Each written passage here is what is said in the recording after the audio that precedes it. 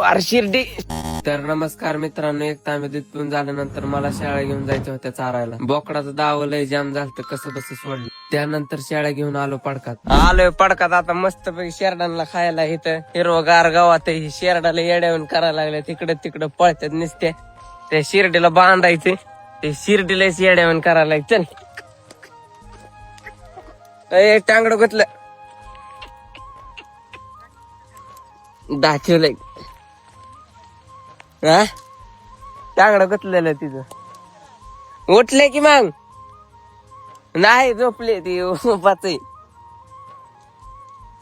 निघलाय की. चल इकडे नाही शीत बांधायची. तरी आपल्या चुलत्याचं पडाक पडल्याला राहणं. कधी मध्ये शेरडा आणतो ह्याच्या चारा बांधून शेरडा काय वाढत नाही, तर त्याच्यामुळे मोकळं वातावरणात फिरले की ग्रोथ चांगली होती ह्यांची.